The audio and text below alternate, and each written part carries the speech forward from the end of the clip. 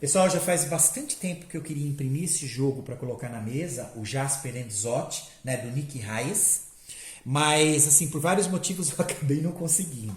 Esse jogo eu já conheço, acho que faz uns 2 anos ou mais, lá do canal do Joquinhos Hard, né, no YouTube.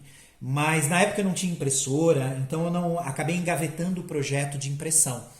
Depois eu acabei me ligando ao grupo Print and Play Brasil do Facebook e como lá tem muito material interessante, eu acabei dando foco nos jogos onde as temáticas me atraíam mais. Agora foi uma surpresa, porque esse jogo, mesmo tendo uma temática aparentemente um pouco infantil, ele tem assim uma mecânica muito, muito interessante. Então a quantidade de retemas que dá para fazer com esse jogo assim é enorme. Mas de qualquer forma, a gente tem também, esse jogo eu acho que deve ter uns 12, 13 anos já. Essa versão que eu imprimi já é uma versão de fã. Ela tem um mapa ampliado, que na verdade o jogo original ele é um mapa que eu acho que é um pouco menor do que a metade disso. Os inimigos no original são zumbis e nesse caso foram substituídos por plantas carnívoras. E o mais legal, os componentes no original, eles não são dupla face. Então a gente vai tendo que substituir os componentes conforme vai jogando. Aqui, o autor dessa versão, ele já fez os marcadores dupla face. Então isso facilita bastante o jogo. As regras são as mesmas, tá? Então realmente a gente só substitui os inimigos, né, os zumbis, pelas plantas carnívoras. O legal é que o Matheus Bernardo também ele traduziu as regras já. Ele é um colega lá do grupo Print and Play Brasil. E ele disponibilizou isso tanto lá como em outras plataformas. Então a gente tem já as regras traduzidas, que é esse folder, né? Eu fiquei tão entusiasmado com o jogo que eu acabei resolvendo traduzir também toda uma FAQ que a gente tem disponível lá no Board Game Geek. FAQ, para quem não conhece, é aquela perguntas e respostas. Só que aqui no caso, as perguntas do pessoal que baixou e foi experimentando o jogo e as respostas do autor. Então a gente tira bastante dúvida olhando essa FAQ. Tudo isso está disponível lá no meu Apoia-se ou no próprio grupo Print and Play Brasil sem custo, tá?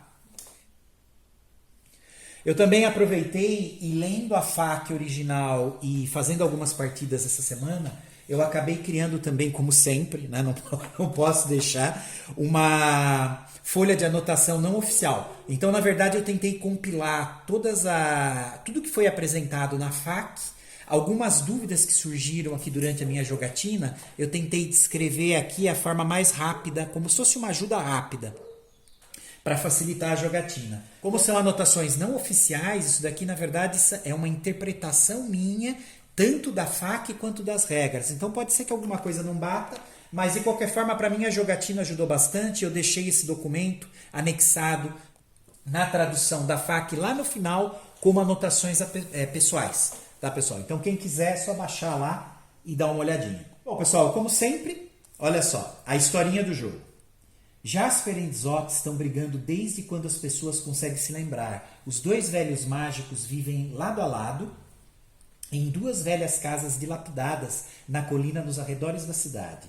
Jasper, que é um maguinho aqui, é conhecido por ter um polegar verde e a cada ano suas abóboras ganham uma fita azul na feira do condado. Zot, que é esse mago aqui, não é muito bom em cultivar coisas vivas. Seus aspargos finos e viscosos nunca mereceram uma fita sequer. Nunca recebeu qualquer menção honrosa, exceto se você contar o ano em que o prefeito Rumples Hunt ficou cego depois de prová-los. Os aspargos de Zot foram mencionados várias vezes naquele ano, mas não por um bom motivo. Neste ano, porém, as coisas serão diferentes. Zot passou o verão inteiro usando sua magia negra para convocar um exército de mortos-vivos. Ele vai liberar este exército no Jardim de Jasper, para esmagar cada uma de suas lindas abóboras. Pessoal, lembrando de novo, essas regras elas são do jogo original, tá? Onde a gente tem zumbi. Nesse caso, eu já estou jogando com uma versão de fã, onde foram substituídos os zumbis pelas plantas carnívoras. Mas as regras são as mesmas. Bom, pessoal, o que é pedido é para separar os tokens de abóbora. Então, a gente tem aqui. Na versão original, eles têm só uma face. Quando eles são destruídos, a gente tira o token. No caso dessa versão de fã, as abóboras têm um verso de destruído. Tá? Então aqui vocês ficam com a opção ou remove quando são destruídas ou simplesmente vira. Os tokens que seriam de zumbis do jogo original também são só uma face. Nesse jogo a gente vira. Tá? Então toda vez que a gente usar a magia de transformação neles, as plantas elas viram um canteiro de flores. Aí a gente simplesmente vira o token. Isso facilita pra caramba a jogatina. Eu vou manter os tokens do jogo aqui misturados, mas vocês podem colocar também dentro de um copinho para facilitar. Mas de qualquer forma, eles estão misturados aqui nesse prato. Agora, pessoal, a gente pega os tokens de abóbora e a gente posiciona elas exatamente aqui no canteiro do Jasper. O canteiro é exatamente essa área daqui, tá? Tem 6. Então a gente posiciona 6 abóboras lá. Se vocês olharem aqui atrás, tem algumas pedras com uma linha azul contornando. Isso aqui seria o que representa a barreira mágica, tá? Então nenhum zumbi, ou no caso dessa versão de fã, planta carnívora, pode passar por ele. Então eles param aqui nessa barreira. Isso vai valer para a bomba e para o multiplicador.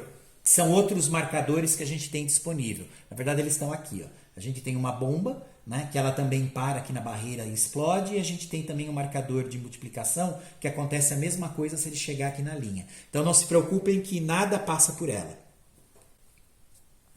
O jardim do Jasper é exatamente essa área que está com a cerca. Então a gente só vai conseguir trabalhar com as magias dele quando os inimigos, né, eles descem e passam essa cerca. Então a magia dele é restrita a essa área. Isso é bem interessante durante o jogo, porque ele dá um tchan de velocidade bem interessante. Bom, o Jasper vai ser representado por esse marcador, que é um chapéuzinho. Ele vai ficar andando para lá e para cá exatamente aqui nessa barreira. Então eu vou colocar ele aqui, ó. Né? No começo a gente escolhe onde vai colocar, então eu estou colocando ele aqui no meio. Legal que aqui embaixo também tem exatamente a sequência de turnos, como que vai funcionar, são 4 trechos, e a gente tem aqui os movimentos do Jasper, que ele pode andar 3 casinhas. Aqui no caso ele pode se movimentar até 3 espaços e usar uma das 2 magias que ele tem disponível. A gente tem 2 magias que ele pode usar. Na tradução ficou como o poder da flor a primeira, onde ela vai transformar os inimigos em canteiros de flores. E ele tem uma outra magia que é a chama mágica, onde ele queima as plantas indesejáveis. O legal desse jogo é porque ele tem uma reação em cadeia com as coisas que estão encostadas ortogonalmente no alvo. A gente vai ver isso funcionando já já, que é a parte bem legal desse jogo. Aqui em cima a gente tem uma tabelinha de padrão, que é onde vai ser os inimigos, como que a gente vai colocar as fichinhas ali que a gente tem dos inimigos aqui em cima. Se vocês olharem essa linha, tem marcado 1, 2, 3, 4, 5, 6. Como a gente usa 2 dados, um deles vai mostrar o padrão de inimigos que vai ser utilizado e aqui o posicionamento. O posicionamento dentro do possível ele é centralizado, tá? Mas se não for possível, a gente só precisa colocar alguma das partes do padrão na coluna indicada. Nessa ficha de acompanhamento de pontuação, a gente usa para marcar a pontuação. Então, as dezenas a gente marca aqui, as unidades aqui e centena aqui embaixo. Eu até deixei já 3 cubinhos separados para a gente ir marcando. Lembrem que esse jogo basicamente trabalha por pontuação. A gente joga solo e no final a gente marca a pontuação que a gente tirou. Né? Então, cada vez que a gente joga, a gente vai tentando ultrapassar essa pontuação anterior. Eu vou deixar tanto o manual como as minhas anotações aqui do lado para a gente tentar fazer o jogo um pouquinho mais dinâmico. Pessoal, então aqui eu estou me baseando nas regras traduzidas, na leitura da FAQ do autor, tá? Naquela lista de perguntas e respostas e algumas interpretações pessoais. Então pode ser que o jogo fique aí um pouquinho diferente do que a gente costuma ver nas gameplays aí do pessoal.